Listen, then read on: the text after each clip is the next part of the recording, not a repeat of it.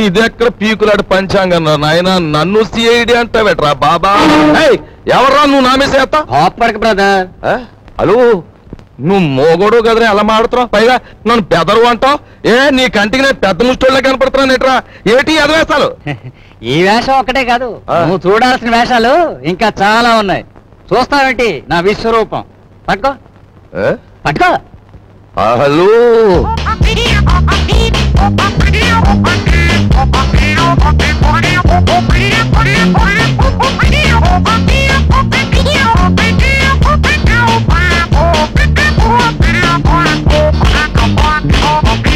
ఇప్పుడే అంట నీ బాడీ అంతా చూసినా చేరు మాంసం ఉండదు బుర్రలో ఎంత మాయ ఉందిరా బాబా ఈ మాయే కాదు మాయగాళ్ళకి మాయగాడు మా బాస్ మాయల పకిరిగాని చూపిస్తాను పద హలో పద నువ్వు ఎక్కడ ఉండు బ్రదర్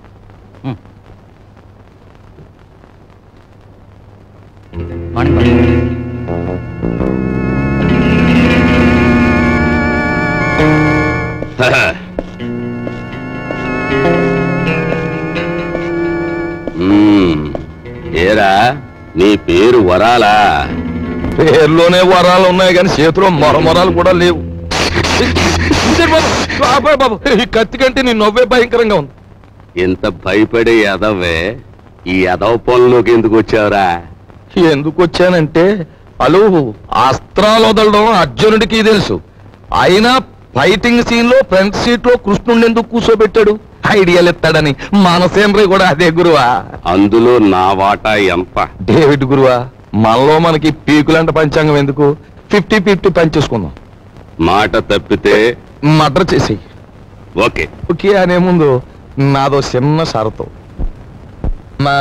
మరేం లేదు గురువా ఆ కర్ణుడు తాలూ కవచకుండలాలన్నా ఆ బాడీ నుంచి దూరం అయ్యాయేమో గాని మా బాబాగాడు నా సంఖ్య నుంచి సెపరేట్ అవ్వడం మరి నేను రంగంలో దిగిన తర్వాత ఈయన్ని నువ్వే కాసుకోవాలి కాసుకుంటాను కానీ ఈయన మాత్రం నేను ఎత్తుకోను ఎత్తుకోనంటే ఎలా గురువా ఎత్తుకోకపోతే ఏటవుద్దంటే ఊరుకోరా ఊరుకో అది వీడితో న్యూసెన్స్ ఆయన చేత ఈడు మన కూడా ఉంటే అల్లరే గాని చిల్లర రాలదు సరేలా తాలే ఎళ్ళు బాబా ఎళ్ళు జాగ్రత్తగా వెళ్ళు బాబా అది అదిరా బాబా అది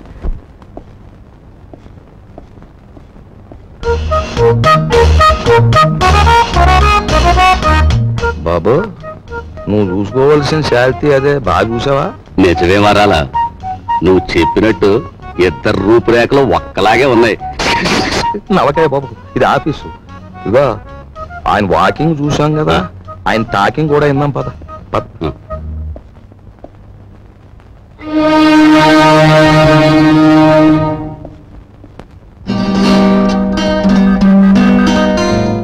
నీ తెలివితేటలు పరీక్షించడానికి సర్టిఫికేట్స్ చూడనవసరం లేదు నిన్ను 3 ప్రశ్నలు అడుగుతాను జవాబు చెప్పు అడగండి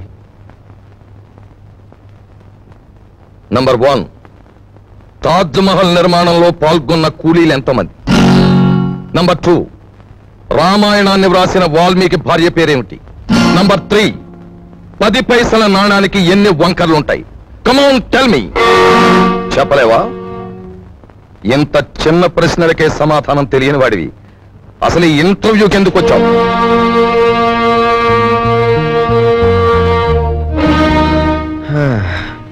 చెప్తాను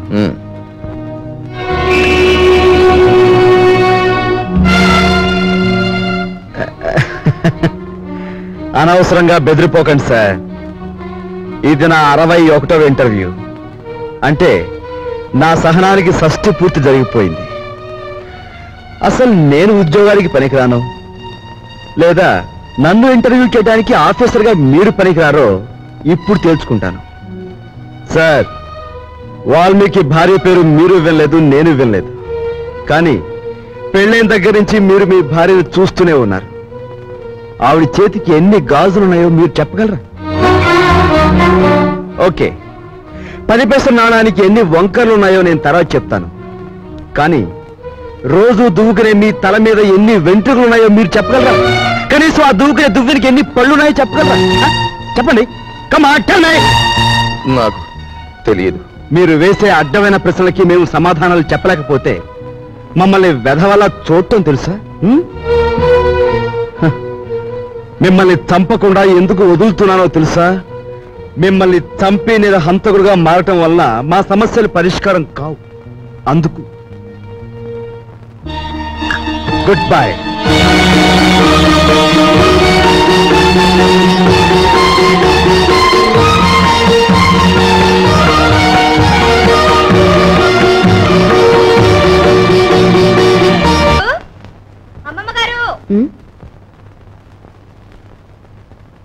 ఎవరే నన్ను పిలిచారు?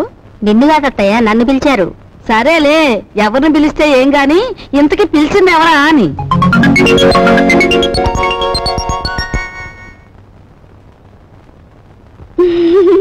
యావత్వే నువ్వు? ఎవరంటే ఏం చెప్పంటారండి? పొట్ట చేత్తో పట్టుకుని వచ్చాను. నువ్వు చేత్తో పొట్టే పట్టుకొచ్చావో చీపురు కట్టే పట్టుకొచ్చావో మాకెందుకు గాని, ఇంతకీ నువ్వెవరు, ఎందుకు వచ్చినట్టు? అసలు నేను ఎందుకు వచ్చాను? అన్నట్టు అసలు సంగతి మర్చిపోయాను. ఈ చీపురు పట్టుకోండి. పట్టుకోండి.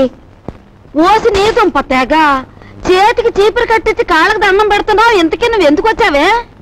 నా పనులు చూసాకైనా మీకు బోధపడలేదా అండి? నేను మీ ఇంట్లో పని చేయడానికి వచ్చిన పని మనిషినండి. పని మనిషా? మా ఇంట్లో పని మనిషిగా నిన్ను ఎవరు కుదిర్చారు? ఎవరూ కుదర్చలేదండి, నేనే కుదిరిపోయాను. మాకే పని మనిషి వద్దు గాని దయచే. అంత మాట అనకండి. ఆ మహారాజు బతుకున్నప్పుడు ఎందరో పని మనుషులున్న వంశం మీది. మీ ఇంటికి నేనే బరువైపోతానా? పార్వతి లాంటి మీరు, మహాలక్ష్మి లాంటి అమ్మగారు ఉంటున్న ఇంట్లో పనిచేయడానికి నేనెంత పుణ్యం చేసుకొని ఉండాలండి? చూడమ్మాయి, మాకు పని మనుషులు అక్కర్లేదు. నువ్వు మరో ఇల్లు చూసుకో. అదేం మాటే, ఒళ్ళొంచి పని చేయటంతో పాటు నిజం మాట్లాడే మనుషులు మనం కావాలంటే దొరకొద్దు. నువ్వు ఈ ఇంటి పనంతా ఒక్కదానివే చేస్తున్నావు. పోనీ ఉండని. ఇదిగో చూడు, నువ్వు బతిమాలావు గనక, మంచి పిల్లలా కనిపిస్తున్నావు గనక నీకు ఈ పని ఇస్తున్నాను. నీకేం కావాలో చెప్పు. నాకేం కావాలండి? 2 పూట్ల భోజనం, 2 పూట్ల టిఫిన్ పెడితే చాలండి. అమ్మో, 2 పూటల భోజనమా? నేనెంత తింటానండి? 4 ముద్దలు ఇంతే. ఓనే అలాగే కాని. అత్తయ్య, 2 పూట్ల భోజనానికి టిఫిన్ కి ఎంత లేదన్నా 10 రూపాయలు అవుతుంది. అయితే అయిందిలేవే, 10 రూపాయలేగా. 8 రూపాయలు నీ రోజుకోలే. ఇదిగోనయ్యా, ఇదిగో రేపటి నుంచి ప్యాంటు షర్ట్ వేసుకోవచ్చు కాదు, పంచి కట్టు కట్టుకునిరా.